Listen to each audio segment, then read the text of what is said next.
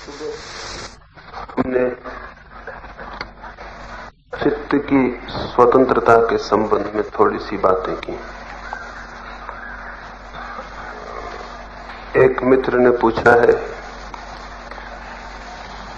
कि चित्त स्वतंत्र होगा तो स्वच्छंद तो नहीं हो जाएगा। हमें स्वतंत्रता का कोई भी पता नहीं। हम केवल चित्त की दो ही स्थितियां जानते हैं, एक तो परतंत्रता की और एक स्वच्छंदता की। या तो हम गुलाम होना जानते हैं और या फिर उच्छृंखल होना जानते हैं। स्वतंत्रता का हमें कोई अनुभव नहीं। स्वतंत्रता स्वच्छंदता से उतनी ही भिन्न बात है जितनी परतंत्रता से। सच्चाई तो यह है कि स्वतंत्रता का स्वच्छंदता से कोई संबंध नहीं, स्वच्छंदता का परतंत्रता से जरूर संबंध है। परतंत्र चित्त की जो प्रतिक्रिया है वही स्वच्छंदता है। परतंत्र चित्त का जो विद्रोह है वही स्वच्छंदता है। परतंत्र चित्त का जो विरोध है वही स्वच्छंदता है। लेकिन स्वतंत्रता तो बहुत ही अनूठी दिशा है, उसका इन दोनों बातों से कोई भी संबंध नहीं। न तो स्वतंत्र व्यक्ति परतंत्र होता है और न स्वच्छंद होता है। तो पहले हम परतंत्रता के संबंध में थोड़ा समझ लें तो शायद स्वच्छंदता के संबंध में भी हमें समझ में आ जाए। और उन दोनों से भिन्न ही स्वतंत्रता की अवस्था है। परतंत्रता का अर्थ है चित्त के ऊपर दूसरे लोगों के द्वारा थोपा गया तंत्र, समाज के द्वारा वो जो कलेक्टिव माइंड है, वो जो समूह चित्त है, उसके द्वारा व्यक्ति को जहां जहां बांधा गया है।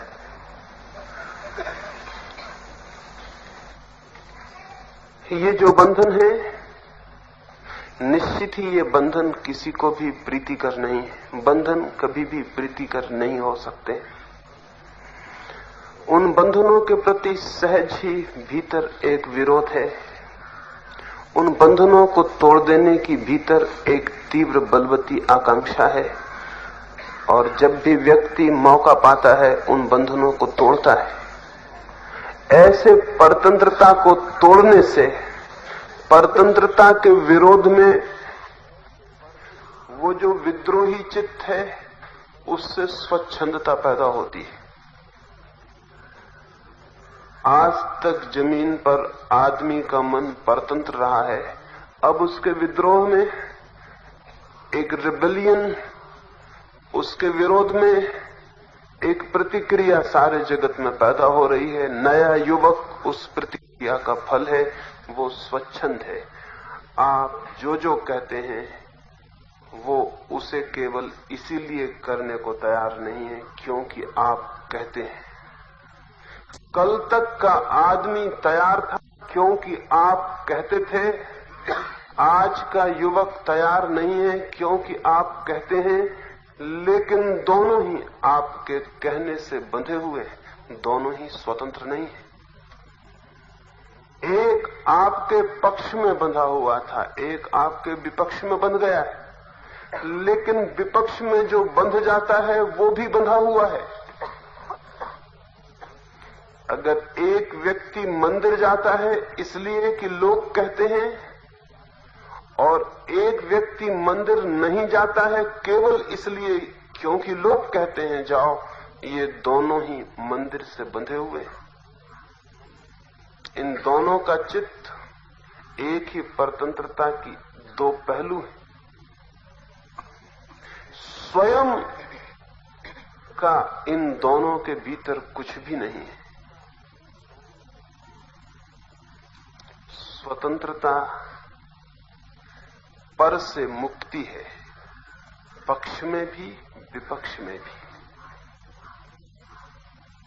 पर के ऊपर ध्यान न रह जाए, स्वयं पर ध्यान हो, लेकिन मुश्किल से ही हमारा ध्यान स्वयं पर होता है। 10 भिक्षु सत्य की खोज में एक बार निकले थे। उन्होंने बहुत पर्वतों, पहाड़ों, आश्रमों की यात्रा की, लेकिन उन्हें कोई सत्य का अनुभव न हो सका, क्योंकि सारी यात्रा बाहर हो रही थी। किन्हीं पहाड़ों पर, किन्हीं आश्रमों में, किन्हीं गुरुओं के पास खोज चल रही थी। जब तक खोज किसी और की तरफ चलती है, तब तक उसे पाया भी कैसे जा सकता है जो स्वयं में है। आखिर वे थक गए और अपने गांव वापस लौटने लगे। वर्षा के दिन थे, नदी बहुत पूर्व पर थी। उन्होंने नदी पार की। पार करने के बाद सोचा कि गिन लें, कोई खो तो नहीं गया। गिनती की, एक आदमी प्रतीत हुआ खो गया है, एक भिक्षु डूब गया था। गिनती 9 होती थी, 10 थे वे। 10 ने नदी पार की थी। लौटकर बाहर आकर गिना तो 9 मालूम होते थे। प्रत्येक व्यक्ति अपने को गिनना छोड़ जाता था, शेष सबको गिन लेता था। वे रोने बैठ गए। सत्य की खोज का एक साथी खो गया था। एक यात्री उस राह से निकलता था दूसरे गांव तक जाने को। उसने उनकी पीड़ा पूछी, उनके गिरते आंसू देखे। उसने पूछा, क्या कठिनाई है? उन्होंने कहा, हम 10 नदी में उतरे थे, एक साथी खो गया, उसके लिए हम रोते हैं, कैसे खोजें? उसने देखा वे 10 ही थे। वो हंसा और उसने कहा, तुम 10 ही हो, व्यर्थ की खोज मत करो, और अपने रास्ते चला गया। उन्होंने फिर से गिनती की कि हो सकता उनकी गिनती में भूल हो, लेकिन उस यात्री को पता भी न था उनकी गिनती में भूल न थी। वे गिनती तो ठीक ही जानते थे। भूल यहां थी कि कोई भी अपनी गिनती नहीं करता था। उन्होंने बहुत बार गिना, फिर भी वे 9 ही थे। और तब उनमें से एक भिक्षु नदी के किनारे गया। उसने नदी में झांक कर देखा। एक चट्टान के पास पानी स्थिर था। उसे अपनी ही परछाई नीचे पानी में दिखाई पड़ी। वो चिल्लाया। उसने अपने मित्रों को कहा, आओ, जिसे हम खोजते थे वो मौजूद है। 10वां साथी मिल गया है, लेकिन पानी बहुत गहरा है और उसे शायद निकाल ना सकेंगे, लेकिन उसका अंतिम दर्शन तो कर लें। एक व्यक्ति ने उस चट्टान के पास झांक कर देखा, नीचे एक भिक्षु मौजूद था। सबकी परछाई नीचे बनती उन्हें दिखाई पड़ी। तब इतना तो तय हो गया, इतने डूबे पानी में वो मर गया है। वे उसका अंतिम संस्कार कर रहे थे। तब वो यात्री फिर वापस लौटा। उन्होंने पूछा कि ये चिता किसके लिए जलाई हुई है, ये क्या कर रहे हो? उन 9 ही रोते भिक्षुओं ने कहा, मित्र हमारा मर गया है। देख लिया हमने, गहरे पानी में डूबी है उसकी लाश, निकालना तो संभव नहीं है। फिर वो मर भी गया होगा, हम उसका अंतिम दाह संस्कार कर रहे हैं। उस यात्री ने फिर से गिनती की और उनसे कहा, पागलो, एक अर्थ में तुम सबने अपना ही दाह संस्कार कर लिया है। तुमने जिसे देखा है पानी में, वे तुम ही हो। लेकिन पानी में देख सके तुम, लेकिन स्वयं में न देख सके। प्रतिबिंब को पकड़ सके जल में, लेकिन खुद पर तुम्हारी दृष्टि न जा सकी। तुमने अपना ही दाह संस्कार कर लिया और 10 ने मिलके उस 10वें को दफना दिया है जो खोया ही नहीं था। उसकी इस बात के कहते ही उन्हें स्मरण आया कि 10वां तो मैं ही हूं। हर आदमी को ख्याल आया कि वो 10वां आदमी तो मैं ही हूं। और इस सत्य की खोज वे पहाड़ों पर नहीं कर सकते थे, अपने ही घर लौटकर वह खोज पूरी हो गई। वे 10 ही जागृत होकर जानकर गांव वापस लौट आए थे। उन 10 भिक्षुओं की कथा ही हम सभी की कथा है। एक को भरम छोड़ जाते हैं, स्वयं को, और सब तरफ हमारी दृष्टि जाती है। शास्त्रों में खोजते हैं, शब्दों में खोजते हैं, शास्त्राओं के वचनों में खोजते हैं, पहाड़ों पर पर्वतों पर खोजते हैं, सेवा में, समाज सेवा में, प्रार्थना में, पूजा में खोजते हैं। सिर्फ एक व्यक्ति भर इस खोज से वंचित रह जाता है। वो 10वां आदमी वंचित रह जाता है, जो कि हम स्वयं। स्वतंत्रता का अर्थ है इस स्वयं को जानने से जो जीवन उपलब्ध होता है, उसका नाम स्वतंत्रता है। स्वतंत्र होना इस जगत में सबसे दुर्लभ बात है।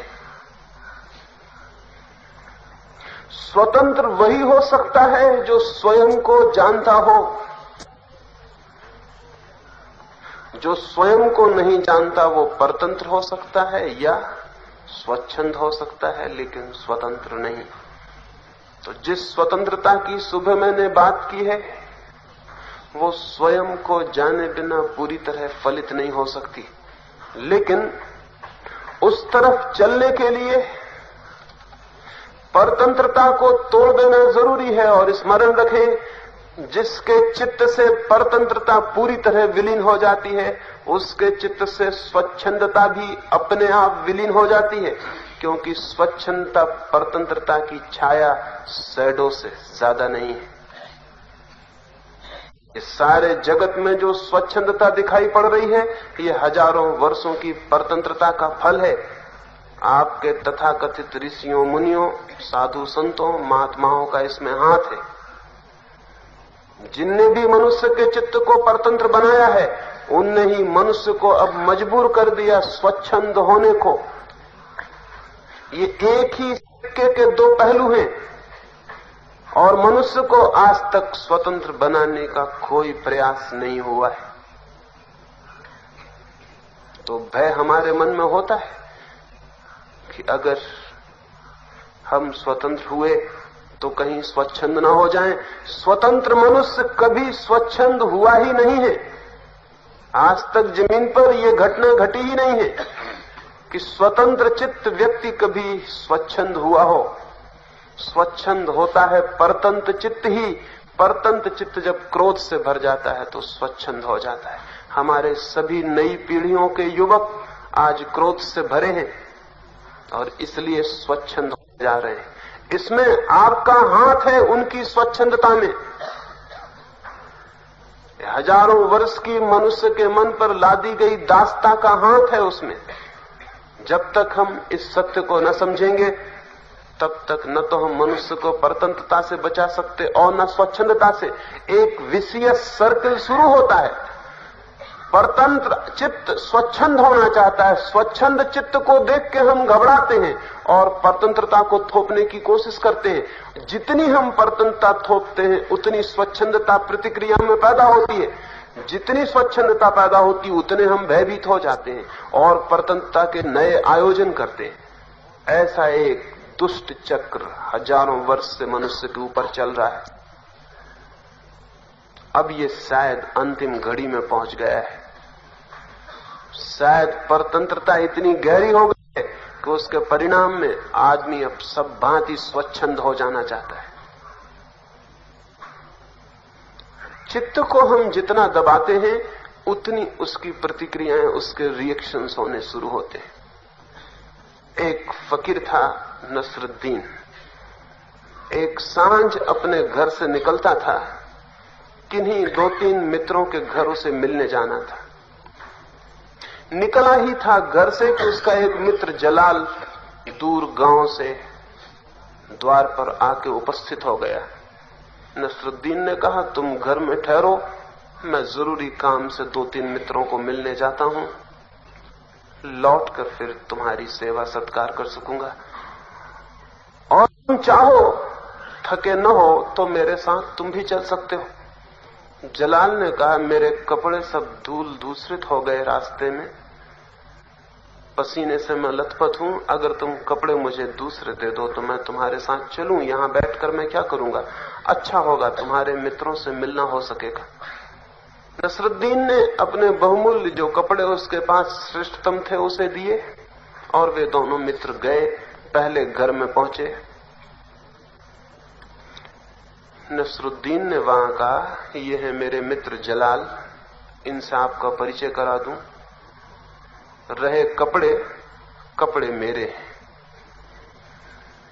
मित्र बहुत हैरान हुआ, इस सत्य को कहने की कोई भी जरूरत न थी, और ये क्या बेहूदी बात थी कि उसने कहा कि यह मेरे मित्र जलाल और रहे कपड़े मेरे हैं। बाहर निकलते ही जलाल ने कहा, पागल तो नहीं हो तुम, कपड़ों की बात उठाने की क्या जरूरत थी। अब देखो, दूसरे घर में कपड़ों की कोई बात मत उठाना। दूसरे घर में वे पहुंचे। नसरुद्दीन ने कहा, इनसे परिचय करा दूं, ये है मेरे पुराने मित्र जलाल, रही कपड़ों की बात, इनके ही है, मेरे नहीं है। जलाल हैरान हुआ। बाहर निकल के उसने कहा, तुम्हें हो क्या गया है? इस बात को उठाने की कोई भी जरूरत नहीं थी कि कपड़े किसके हैं, और ये कहना भी कि इनके ही हैं शक पैदा करता है, इसके उठाने की जरूरत क्या थी। नसरुद्दीन ने कहा, मैं मुश्किल में पड़ गया, वो पहली बात मेरे मन में गूंजती रह गई, उसका रिएक्शन हो गया, उसकी प्रतिक्रिया हो गई। सोचा कि गलती हो गई, मैंने कहा कपड़े मेरे हैं, तो मैं क्या सुधार कर लूं, कह दूं कि कपड़े इन्हीं के। उसके मित्र ने कहा, अब इसकी बात ही न उठे, ये बात खत्म हो जानी चाहिए। वे तीसरे मित्र के घर में पहुंचे। नसरुद्दीन ने कहा, ये है मेरे मित्र जलाल, रही कपड़ों की बात उठाना उचित नहीं।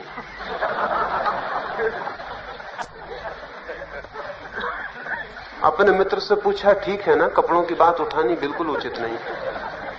कपड़े किसी के भी हों, क्या लेना देना, मेरे हों कि इनके हों, कपड़ों की बात उठानी उचित ही नहीं। बाहर निकलते उसके मित्र ने कहा, मैं तुम्हारे साथ और नहीं जा सकूंगा, मैं हैरान हूं, तुम्हें हो क्या रहा है। उस नसरुद्दीन ने कहा, मैं अपने ही जाल में फंस गया हूं, मेरे भीतर जो मैं कर बैठा उसकी प्रतिक्रियाएं हुई चली जा रही। मैंने सोचा कि ये दोनों बातें भूल हो गई कि मैंने अपना कहा और तुम्हारा कहा, तो फिर मैंने कहा अब मुझे कुछ भी नहीं कहना चाहिए, यही सोच के भीतर गया था। लेकिन बार बार ये होने लगा कि ये कपड़ों की चर्चा उठानी बिल्कुल उचित नहीं है, और उन दोनों की प्रतिक्रिया ये हुई कि मेरे मुंह से ये निकल गया, और जब निकल गया तो समझाना जरूरी हो गया कि कपड़े किसी के भी हों, क्या लेना देना। ये जो नसरुद्दीन जिस मुसीबत में फंस गया होगा बेचारा, पूरी मनुष्य जाति ऐसी मुसीबत में फंसी। एक सिलसिला, एक गलत सिलसिला शुरू हो गया है, और उस गलत सिलसिले के हर कदम पर और गलती बढ़ती चली जाती। जितना हम उसे सुधारने की कोशिश करते हैं वो बात उतनी ही उलझती चली जाती। स्वच्छंदता के भय से परतंत्रता थोपते हैं, परतंत्रता के प्रतिक्रिया में स्वच्छंदता पैदा होती है, फिर और थोपते हैं, फिर और पैदा होती है, और एक जाल पैदा हो गया जिसे अगर हम तोड़ेंगे नहीं तो मनुष्य जाति इस अपने ही हाथ से बनाए जाल में नष्ट हो सकती, करीब करीब नष्ट हो ही गई। और मनुष्य जाति नष्ट हुई हो या न हुई हो, एक एक मनुष्य को जीवित नहीं रह गया है, इस जाल में करीब करीब मृत हो गया है। स्वच्छंदता और परतंत्रता दोनों एक ही सिक्के के दो पहलू हैं। अगर ये समझ में आ जाए बात तो ख्याल में आ सकता है कि स्वतंत्रता बात ही और है। स्वतंत्रता विद्रोह नहीं है, स्वतंत्रता रिबेलियन नहीं है, स्वतंत्रता एक रेवोल्यूशन है, एक क्रांति है। विद्रोह किसी के खिलाफ होता है और जिसके खिलाफ हम खड़े होते हैं हम उससे बंध जाते हैं, क्योंकि उसका विरोध करना होता है। तो उसके विरोध के कारण हमारा उससे एक संबंध हो जाता है, एक रिलेशनशिप हो जाती है, और उस विरोधी को देखकर हम निरंतर कदम उठाते हैं। हिंदुस्तान में मुसलमान आए और उन्होंने मंदिर तोड़ने शुरू कर दिए। मंदिर तोड़ने की वजह से वे मंदिरों से बंध गए, उतने ही जितने के मंदिरों को बनाने वाले बंधे हुए थे। वे मंदिरों से मुक्त न रह सके, मंदिर उनके प्राण लेने लगे, सपनों में उन्हें सताने लगे, उनका चित्त मंदिरों पर घूम घूम के पहुंचने लगा, उतना ही जितना कि उनका पहुंचता होगा जो कि मंदिरों को बनाते, शायद उनसे ज्यादा। मूर्ति को बनाने वाला, मूर्ति को तोड़ने वाला, दोनों मूर्ति के भक्त होते हैं। एक मित्र भक्त होता है, एक शत्रु भक्त होता है, लेकिन दोनों का चित्त वहीं घूमता रहता है।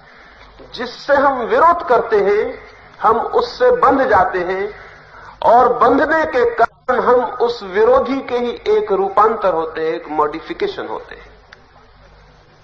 स्वतंत्रता विद्रोह नहीं है, क्रांति है। क्रांति की बात ही अलग है। क्रांति का अर्थ है दूसरे से कोई प्रयोजन नहीं है। हम किसी के विरोध में स्वतंत्र नहीं हो रहे हैं, क्योंकि विरोध में हम स्वतंत्र होंगे तो वो स्वच्छंदता हो जाएगी। हम दूसरे से मुक्त हो रहे हैं, ना उससे हमें विरोध है, ना हमें उसका अनुगमन है, ना हम उसके शत्रु हैं, ना हम उसके मित्र हैं। हम उससे मुक्त हो रहे हैं, और ये मुक्ति, पर से मुक्ति, जिस ऊर्जा को जन्म देती है, जिस डायमेंशन को, जिस दिशा को खोल देती है, उसका नाम स्वतंत्रता है। उस पर हम इधर 3 दिनों में और अनेक अनेक कोणों से उसे समझने की कोशिश करेंगे। लेकिन एक बात ख्याल में ले लें, स्वतंत्रता किसी का विरोध नहीं है। स्वतंत्रता अपनी उपलब्धि है, किसी का विरोध नहीं। स्वतंत्रता कोई प्रतिक्रिया नहीं, कोई रिएक्शन नहीं है, बल्कि स्वयं के जीवन का आविर्भाव है।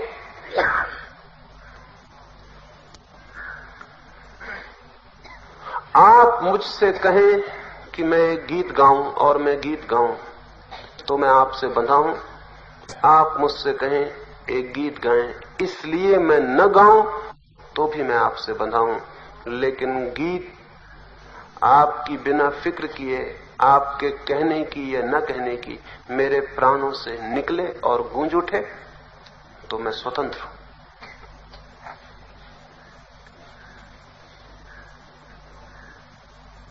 स्वतंत्रता मेरे भीतर से आने वाला तत्व है, आपसे आने वाला नहीं। और स्वतंत्रता में ही हम आत्मा को जानने में समर्थ हो पाते हैं, क्योंकि स्वतंत्रता सब बाहर के आरोपण, बाहर के आवरण, बाहर की जबरदस्तियां, बाहर की प्रतिक्रियाएं, इन सब के गिर जाने पर उपलब्ध होती है। और उस स्वतंत्रता की भूमि में ही स्वयं का, निज का क्रमशः दर्शन उपलब्ध होता है। स्वतंत्रता के लिए इसलिए मैंने सुबह आपसे बात की। उसी संबंध में एक मित्र ने और पूछा है। मैंने कहा कि हम सभी शास्त्रों से स्वतंत्र हो जाएं, तो शायद उन्हें लगा होगा कि मैं शास्त्रों का विरोधी हूं। शास्त्र तो इतने व्यर्थ हैं कि उनके विरोध करने की भी कोई जरूरत नहीं। विरोध करने से भी उनको बल मिलता है। विरोध भी हम उसका करते हैं जिसमें कोई जीवन हो, जान हो। छायाओं का कौन विरोध करेगा? प्रतिध्वनियों का कौन विरोध करेगा? शास्त्रों का मैं विरोधी नहीं हूं, क्योंकि अगर मैं विरोधी हो जाऊं तो मैं शास्त्रों का किसी न किसी रूप में प्रचारक हो गया, क्योंकि विरोध भी प्रचार है। और सच्चाई तो यह है कि आज तक दुनिया में हमेशा विरोध ही प्रचार सिद्ध हुआ है। क्राइस्ट को अगर कुछ समझ यहूदियों ने न मारा होता तो शायद क्रिश्चियनिटी कहीं भी न होती। वो विरोध प्रचार बन जाता है। मैं कोई शास्त्र का विरोधी नहीं हूं। शास्त्र इतनी व्यर्थ चीजें हैं कि उनका विरोध मैं क्यों करूंगा। विरोधी करना होगा तो और किसी चीज का कर सकता हूं। शास्त्र बेजान, उनसे क्या विरोध करना है। जो मैंने कहा वो इसलिए नहीं कि मैं शास्त्र विरोधी हूं, बल्कि इसलिए कि मैं सत्य का प्रेमी हूं। और सत्य शब्द से न कभी मिला है और न मिल सकता है। वे शब्द चाहे वेद के हों, चाहे गीता के, चाहे बाइबल के, चाहे मेरे, चाहे किसी और के, शब्दों से कभी कोई सत्य उपलब्ध नहीं हो सकता है। सत्य तो वहां उपलब्ध होता है जहां चित्त निशब्द हो जाता है, जहां चित्त में कोई शब्द नहीं रह जाते। तो सभी शास्त्र शब्द हैं, और शब्दों को अगर हम आग्रह से पकड़ेंगे तो हम निशब्द कभी भी ना हो सकेंगे, हम मौन कभी भी ना हो सकेंगे। हमारे भीतर से सारे शब्दों का गूंज अनुगूंज कभी समाप्त ना हो सकेगी। गीता गूंजती ही रहेगी, वेद गूंजते ही रहेंगे, उपनिषद गूंजते ही रहेंगे। और ये जो प्रतिध्वनियां हैं हमारे चित्त में, ये कभी हमें उस शून्य को उपलब्ध न होने देंगी जहां सत्य का साक्षात हो सकता है। शास्त्रों को पकड़ लेने वाला चित्त फोटोग्राफ की तरह है। कोई कैमरे से आपका चित्र उतार लेता है तो भीतर जो फिल्म है वो पकड़ लेती है, उस चित्र को पकड़ते से व्यर्थ हो जाती, फिर उसका कोई और उपयोग नहीं रह जाता। दर्पण पर भी आपका चित्र बनता है, लेकिन दर्पण पकड़ता नहीं, इसलिए आप हट जाते हैं, दर्पण फिर खाली और मौन हो जाता है। इसलिए दर्पण निरंतर उपयोगी बना रहता है, दर्पण निरंतर जीवित बना रहता है। फोटोग्राफ एक दफे में खत्म हो जाता है। और अगर एक ही फोटोग्राफ पे हम कई चित्र ले लें तब तो फिर समझना ही मुश्किल हो जाता है कि वहां क्या है। हमारे चित्त ने बहुत से शास्त्रों को फोटोग्राफ की तरह पकड़ लिया है, इसलिए समझना मुश्किल हो गया है कि भीतर क्या है। सब पकड़ लिए गए हैं और उनकी गूंज की वजह से भीतर जो छिपा है उसका कोई अनुभव, उसकी कोई प्रतीति नहीं हो पाती। मैंने ये नहीं कहा कि आप शास्त्र न पढ़ें, मैंने ये नहीं कहा कि आप शास्त्र न समझें, मैंने ये कहा कि आप दर्पण की तरह,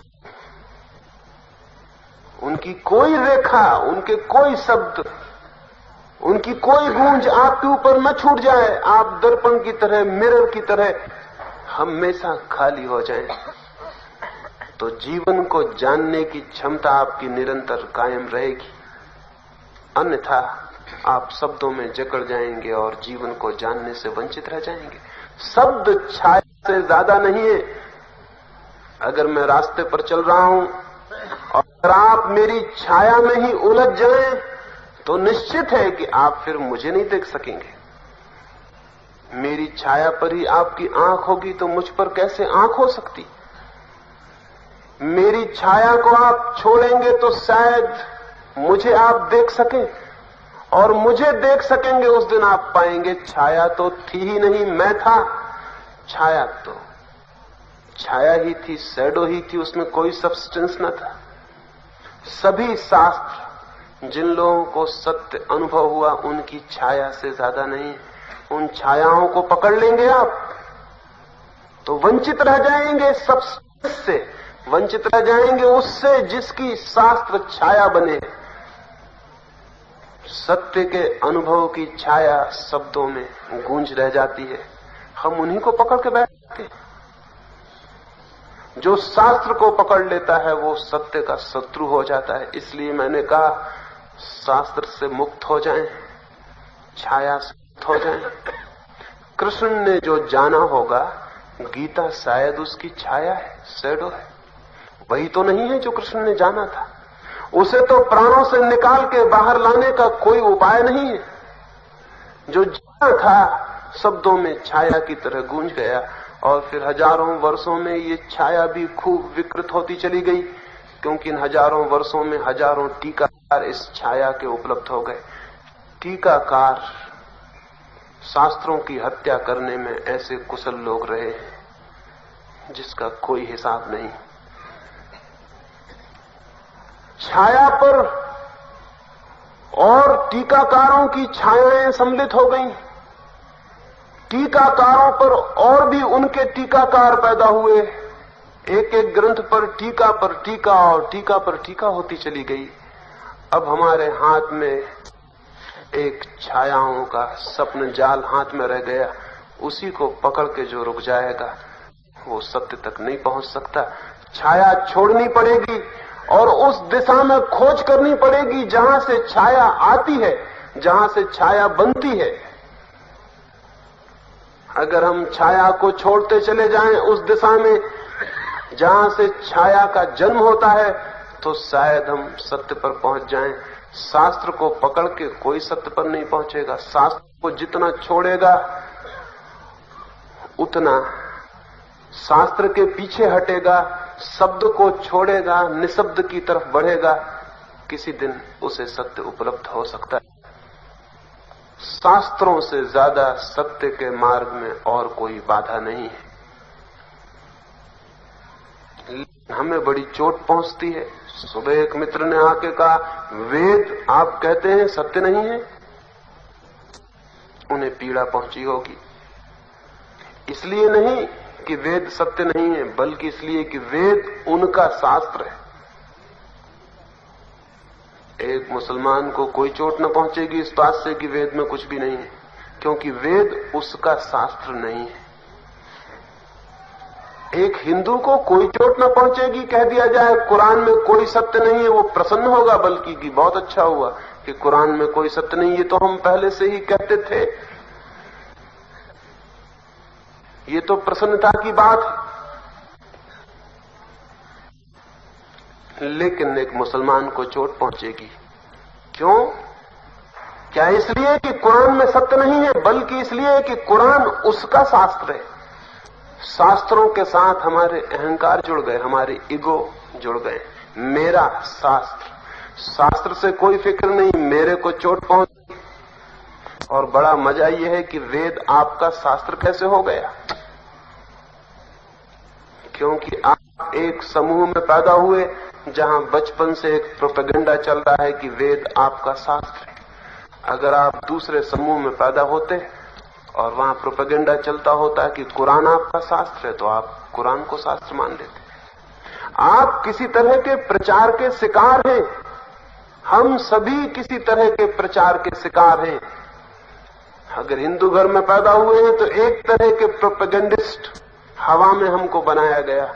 जैन घर में पैदा हुए दूसरी तरह की, ईसाई घर में तीसरी तरह की, रूस में पैदा हो जाएं तो एक चौथे तरह की हवा में आपका निर्माण होगा।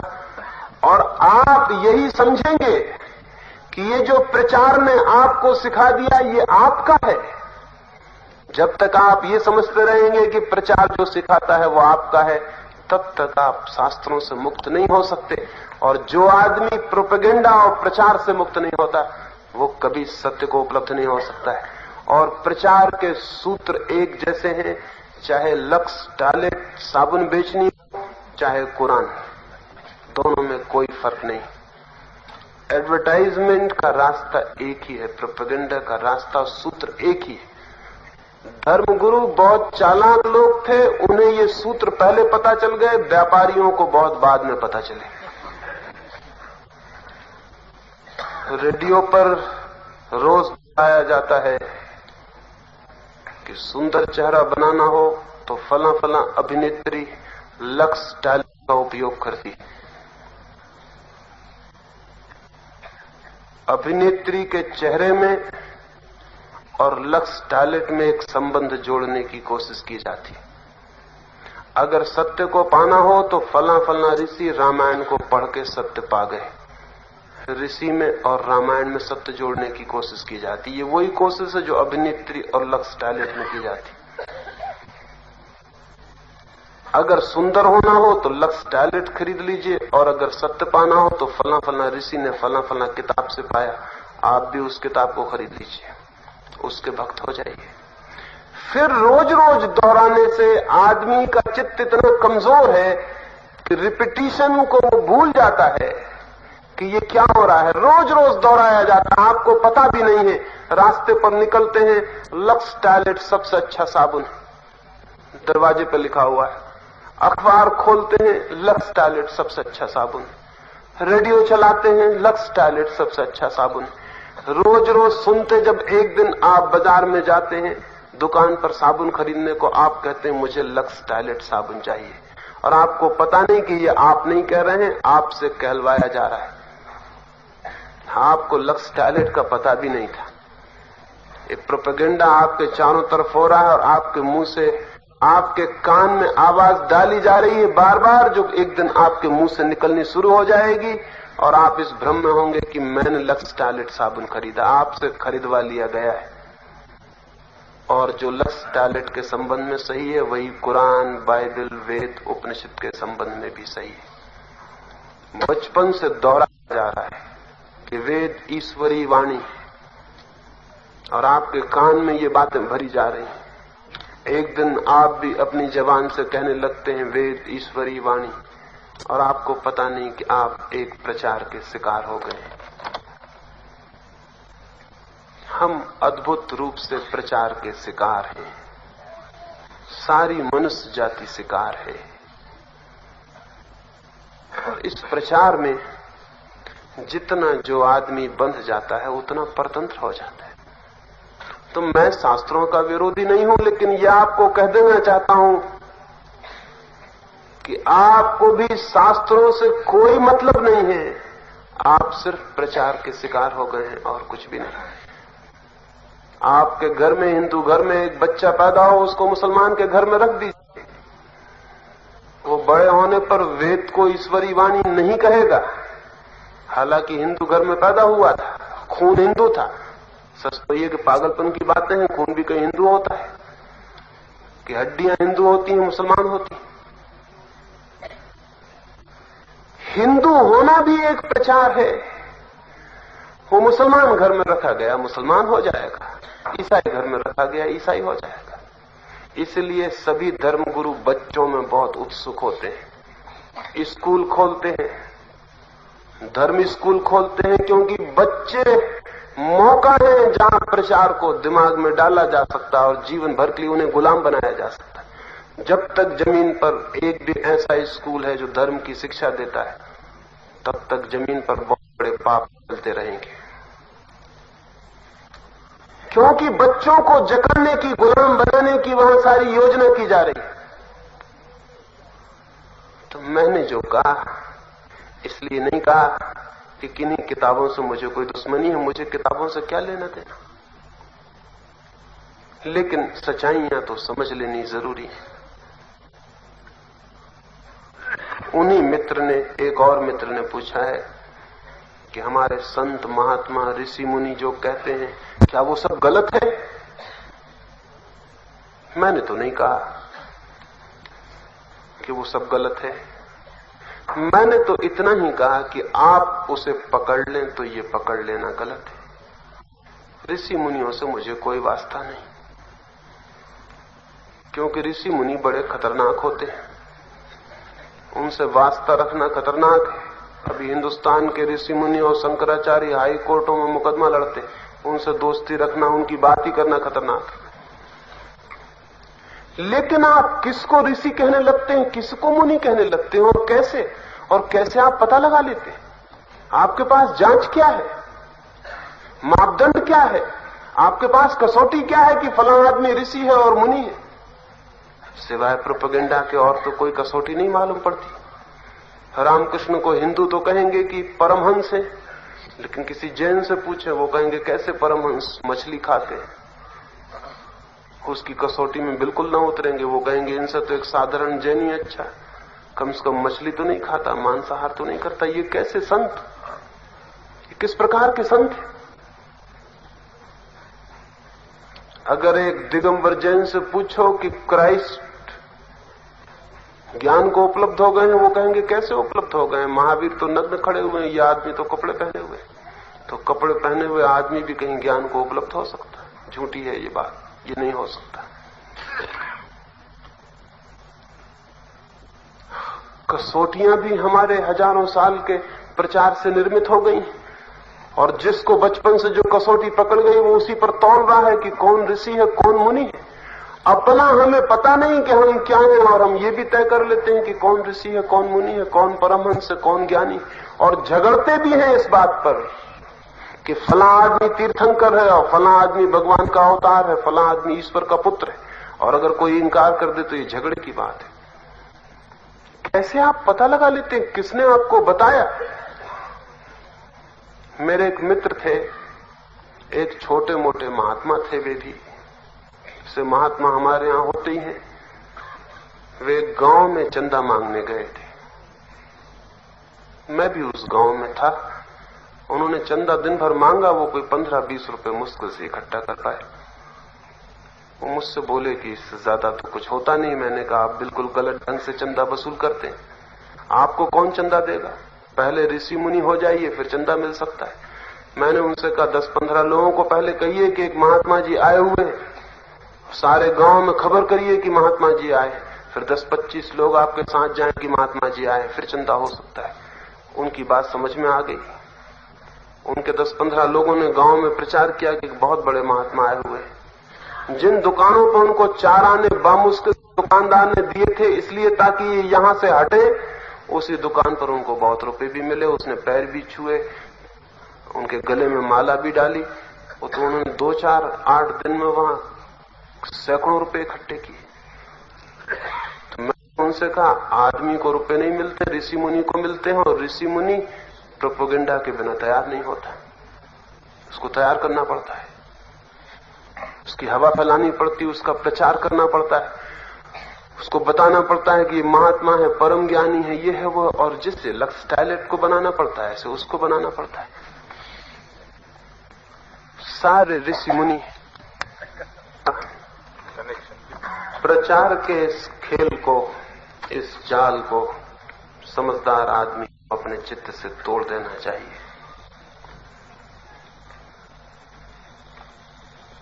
मार्क ट्वेन ने अपने संस्मरणों में लिखा है कि मैं एक बहुत बड़े नगर में बोलने गया, कुछ मित्रों से गपशप करने में सांझ हो गई, बोलने का वक्त करीब आ गया और मैं उस दिन भूल ही गया दाढ़ी बनाना। तो मैं एक नाई बाड़े में गया। नाई दुकान बंद ही कर रहा था। मैंने उससे कहा कि भाई 1-2 क्षण रुक जाओ, मेरी दाढ़ी बना दो। उसने कहा क्षमा करिए, मैं मार्क ट्वेन का भाषण सुनने जा रहा हूं, और मेरे मन में इतना आदर है उस व्यक्ति के लिए कि अब मैं एक क्षण भी यहां नहीं रुक सकता। अगर वहां देर से पहुंचा तो शायद हॉल के बाहर ही खड़ा रहना पड़े, या भीतर भी घुस जाऊं तो खड़ा रहना पड़े। मैं जल्दी ही जाना चाहता हूं, आप क्षमा करें, आप कहीं और बोलने वाले। मार्क ट्वेन ने कहा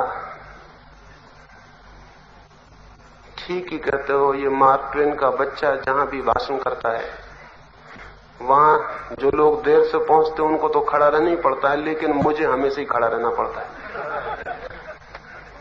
उसने कहा मार्क ट्वेन का बच्चा। मार्क ट्वेन ने कहा तो सुनाई को गुस्सा आ गया, उसने कॉलर पकड़ लिया, उसने कहा संभल के बोल। मार्क ट्वेन का मैं बहुत आदर करता हूं, इस तरह नहीं बोल सकते हो।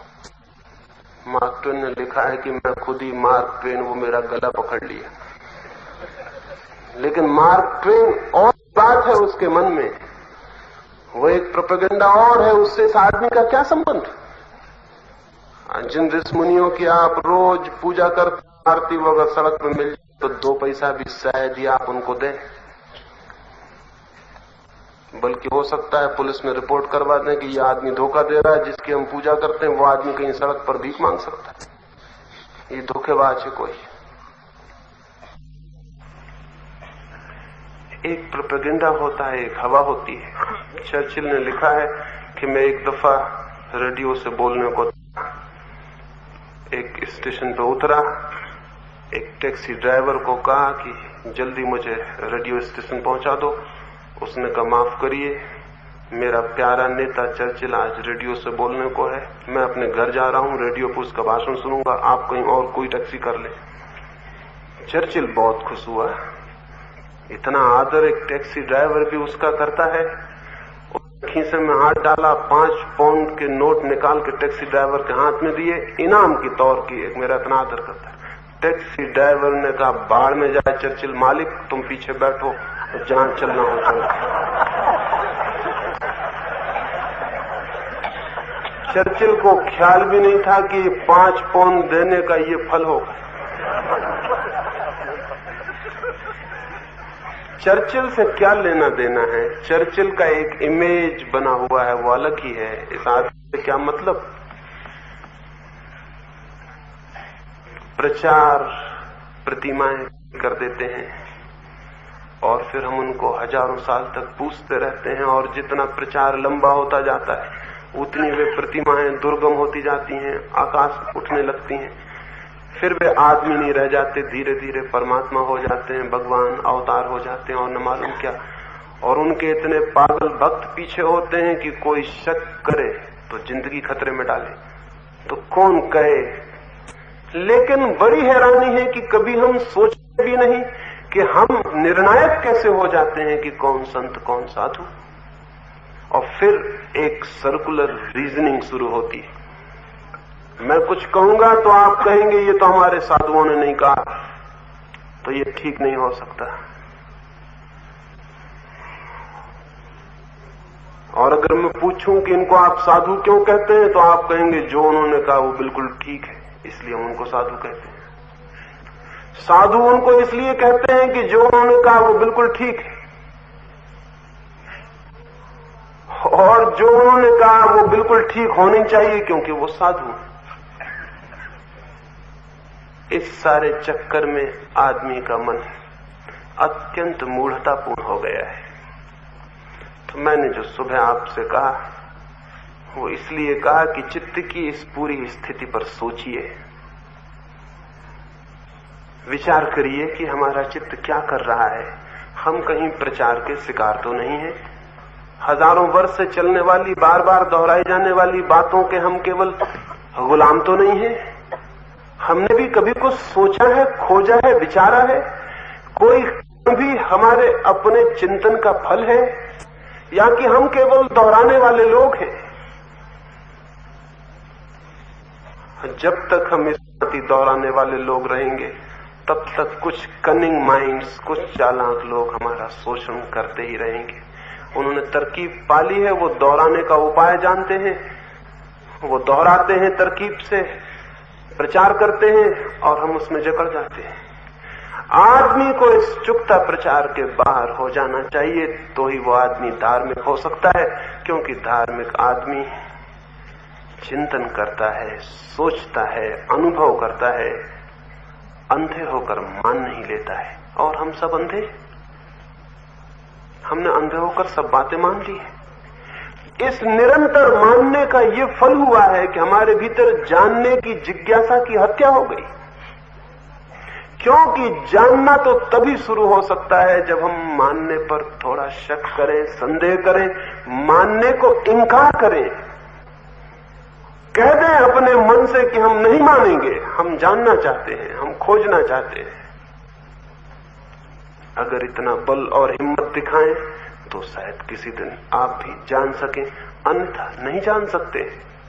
और एक आदमी इस जाल में होता तो कोई कठिनाई भी न थी। पूरे मनुष्य का मन इस जाल में ग्रसित है और ये जाल हटता नहीं, क्योंकि जाल के ठेकेदार और दावेदार बड़े फायदे में हैं इस जाल की वजह से।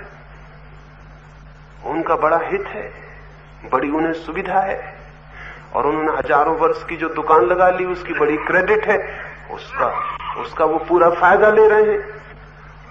तो कौन इसे तोड़ेगा? और नहीं ये टूटेगा तो आदमी जैसा अब तक जिया है गुलाम, आगे भी उसे गुलाम ही जीना पड़ेगा। अब तक बहुत खतरा न था इस गुलामी से, अब खतरे बहुत बढ़ गए हैं, क्योंकि व्यापारियों को भी पता चल गया, राजनीतिज्ञों को भी पता चल गया कि आदमी को फंसाने के बड़े आसान रास्ते हैं। अब वो सब यही उपयोग कर रहे हैं। हिटलर ने अपनी आत्मकथा में स्पष्ट ही लिखा है कि मैंने बहुत दिनों के अनुभव से ये जाना कि सत्य और असत्य में एक ही फर्क है, जो असत्य बहुत बार जनता के सामने दोहराया जाता है वो सत्य हो जाता है। बस बार बार दोहराने का सवाल है, फिक्र न करो, दोहराए चले जाओ, दोहराए चले जाओ, धीरे धीरे वो मन भूल जाएगा कि ये बात सच थी। बार बार सुनने से, परिचित होने से खुद ही भूल जाएगा। यहां तक होता है कि जो आदमी खुद प्रचार करता है, जब बात बहुत प्रचारित हो जाती तो वो खुद शक में आ जाता है कि कहीं ये सच तो नहीं है। ऐसा मैंने सुना है, एक दफा ऐसी घटना हो गई। एक आदमी जो कि एक बहुत बड़ा विज्ञापन सलाहकार था, एक्सपर्ट था एडवर्टाइजमेंट का, वो मरा। वो स्वर्ग के द्वार पर पहुंचा। ईसाइयों का स्वर्ग रहा होगा, सेंट पीटर वहां दरवाजे पे होते हैं। तो सेंट पीटर ने कहा, मां से तुम हो कौन? उसने कहा, मैं एक विज्ञापन का विशेषज्ञ हूं। सेंट पीटर ने कहा, विज्ञापन वाले लोगों का कोटा स्वर्ग का पूरा हो गया, 25 आदमियों से ज्यादा हम नहीं लेते, तो आपको दूसरी जगह जाना पड़ेगा। और दूसरी जगह यानी नरक। 25 हो गए। उस विज्ञापन दाता ने कहा कि सेंट पीटर, तुम्हारे हम अखबारों में फोटो छपवा देंगे, कोई रास्ता नहीं हो सकता, कोई उपाय नहीं हो सकता है कि मैं इसी जगह आ जाऊं? सेंट पीटर ने कहा, फोटो बड़े छपवाने पड़ेंगे, ठीक से रास्ता बन सकता है। 24 घंटे का मैं तुम्हें मौका देता हूं, तुम 25 विज्ञापन दाताओं में से किसी एक को राजी कर लो, तुम्हारी जगह वहां चला जाए, तुम यहां आ जाओ। उसने कहा 24 घंटे, 24 घंटे बहुत है। वो आदमी भीतर गया, उसने जाके पूरे स्वर्ग में अफवाह उड़ानी शुरू की कि नरक में एक बहुत नया अखबार निकल रहा है, उसके लिए बहुत अच्छे विज्ञापन एक्सपर्ट्स की जरूरत है। शैतान ने एक बहुत ही बड़ी एजेंसी खोली हुई है विज्ञापन की। सब जगह उसने अफवाह उड़ा दी। दूसरे दिन 24 घंटे पूरे होने को वो सेंट पीटर के पास गया। उसने कहा कि भाई कुछ हुआ? उसने कहा, क्या आश्चर्य कर दिया तुमने, तो हैरानी कर दी, 25 ही चले गए। वो आदमी बोला 25 ही चले गए? उसने कहा, माफ करो, मैं भी जाता हूं। अफवाहों का कोई भरोसा नहीं, सच भी हो सकती है बात। जब 25 चले गए तो मैं भी अब जाता हूं, मैं भी यहां नहीं रह सकता हूं। कमजोर है हमारा मन।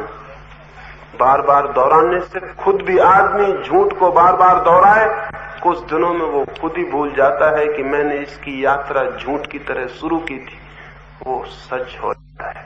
मनुष्य के सामने हजारों सत्य इसी भांति खड़े हुए हैं जो असत्य हैं, और प्रचार ने जिन्हें सत्य की गरिमा दे दी है। सच तो यह है, सत्य का कोई प्रचार ही नहीं हो सकता है। प्रचार मात्र असत्य का होता है, सत्य का तो अनुभव करना होता है, प्रचार का कहां उपाय है। सत्य को तो एक एक व्यक्ति को स्वयं ही जानना होता है, दूसरे के प्रचार से कोई सत्य को कभी नहीं जान सकता। एक मित्र ने पूछा है कि अगर ये बात सच है तो फिर मैं क्यों बोल रहा हूं, क्यों बोलता हूं? मैं सत्य का प्रचार नहीं कर रहा हूं, केवल असत्य प्रचार है, इस बात की आपको खबर दे रहा हूं। एक कांटा लग जाता है, दूसरे कांटे से उसे निकाल देते हैं। दूसरा कांटा खतरनाक तब होता है जब पहले घाव में उस दूसरे को हम रख लें, तब खतरनाक होता है, नहीं तो खतरनाक नहीं। एक कांटा निकाला, दूसरा जिसने निकाला वो भी निकालते से बेकार हो गया, उसको भी फेंक देंगे। ऐसा थोड़ी करेंगे कि ये बड़ा परोपकारी कांटा है, इसने एक कांटा निकाला तो इसको पैर में लगा ले। तो मेरी बात एक असत्य को निकालने की चेष्टा से ज्यादा नहीं है, वो एक कांटा भर है। दूसरा भी कांटा है, ये भी कांटा है। उस कांटे को निकालने के साथ ही ये कांटा भी बेकार हो जाता है। अगर इसको ले जाके मंदिर बना ले इस कांटे का, तो आप पागल हैं, उसमें मेरा कोई कसूर नहीं है। उस कांटे के निकलते ये कांटा भी बेकार हो जाता है। फिर जो स्थिति आपकी उपलब्ध होगी वो मुझसे उपलब्ध नहीं हो रही, ना किसी और से।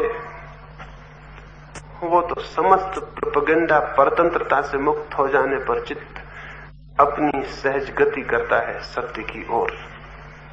असत्य से मुक्त हो जाएं, सत्य तो आपका स्वरूप है। असत्य से मुक्त हो जाएं, सत्य तो आपका निज घर है। असत्य से मुक्त हो जाएं, असत्य को देख लें असत्य की भांति, फिर सत्य तक पहुंचने में कोई भी कठिनाई नहीं है, आप पहुंचे ही हुए हैं। तो असत्य को जो फॉल्स है उसको फॉल्स की तरह देख लेना, असत्य की तरह देख लेना सत्य के खोजी के लिए बड़ी अनिवार्य भूमिका है। इसलिए मैंने सुबह ये बातें आपसे कही। और भी कुछ प्रश्न पूछे हैं, उनकी रात आपसे चर्चा करूंगा। एक छोटे से प्रश्न का उत्तर और शाम की ये चर्चा पूरी होगी। एक मित्र ने पूछा है कि आपने जो ध्यान की विधि कही उससे और एकाग्रता के हमेशा से चलने वाले मार्ग में क्या फर्क है? बहुत फर्क है, जितना फर्क हो सकता है उतना फर्क है। एकाग्रता चित्त का श्रम है। एकाग्रता का मतलब है कंसंट्रेशन का, किसी एक चीज पर चित्त को जबरदस्ती रोकना, शेष सारी चीजों पर चित्त को बंद करना, केवल एक चीज पर खोलना, चाहे नाम पर, चाहे मूर्ति पर, चाहे शब्द पर, चाहे किसी और प्रतीक पर, कोई सिंबल पर, एक पर मन को रोकना और शेष के प्रति मन को बंद करना। ये मन के स्वभाव के प्रतिकूल है, ये जबरदस्ती है। इस जबरदस्ती में चित्त पर तनाव पैदा होगा, श्रम होगा, स्ट्रेन होगा, परेशानी होगी, और परेशानी के दो फल हो सकते हैं। अगर चित्त बहुत परेशान हो जाएगा तो बचने के दो उपाय हैं, या तो चित्त सो जाए तो परेशानी से छुटकारा हो जाता है, और या चित्त पागल हो जाए तो भी परेशानी से छुटकारा हो जाता है। कंसंट्रेशन या तो नींद में ले जा सकता है या पागलपन में, और कहीं भी नहीं ले जा सकता। जो अनेक साधु पागल होते देखे जाते हैं उसका कोई और कारण नहीं है, लेकिन हम तो अजीब ही लोग हैं। हम कहते हैं ईश्वर का उन्माद चढ़ गया है, ईश्वर के आनंद में मस्त हो गए हैं पागल। और यह चित्त सो जाता है, क्योंकि चित्त को ज्यादा हम परेशान करें तो फिर चित्त परेशानी से ऊब जाता है और नींद में चला जाता है, वो उसकी एस्केप है। तो अनेक लोग जो माला माला जपते रहते हैं अक्सर गहरी नींद में सोए रहते हैं, राम राम जपते रहते हैं, उससे नींद अच्छी आती है। उतनी देर नींद अगर आ जाती है तो उन्हें अच्छा लगता है, क्योंकि उतनी देर सब भूल जाता है। जहां सब भूल जाता है वहां दुख चिंताएं भी भूल जाती हैं। दुख चिंताओं का भूल जाना परमात्मा को, आनंद को या सत्य को पा लेना नहीं है। वो तो शराब पीने वाला भी यही करता है, दुख चिंताओं को भूल रहा है। तो कंसंट्रेशन, एकाग्रता चित्त की जबरदस्ती से चित्त को या तो निद्रा में और या असंतुलन में ले जाने का उपाय है। इस पर हम कल सुबह जब ध्यान के लिए बात करेंगे तो और विचार कर सकेंगे। लेकिन जिसे मैं ध्यान कह रहा हूं वो कंसंट्रेशन नहीं है, वो एकाग्रता नहीं है, वो केवल सहज जागरूकता है। जागरूकता का अर्थ एक चीज के प्रति नहीं, समस्त के प्रति केवल जागे हुए होना है। और जागरूकता का कोई भी उपाय नींद में ले जाने वाला नहीं हो सकता है, क्योंकि जागरूकता नींद से बिल्कुल विपरीत है। और चूंकि जागरूकता में कोई तनाव, कोई टेंशन का कोई कारण नहीं है, क्योंकि तनाव जब पैदा होता है जब हम चुनाव करते हैं। जब हम चुनाव ही नहीं करते और सब चीजों के प्रति सरलता से जागते हैं, दबाव नहीं डालते मन पर, तो मन के विक्षिप्त होने का भी कोई कारण नहीं है। मन स्वस्थ होता है जागरूकता से, और जो जागरूकता को उपलब्ध हो जाता है उसके चित्त में न तो चंचलता रह जाती है, और चंचलता न रह जाने के कारण एकाग्र करने की कोई जरूरत भी नहीं रह जाती।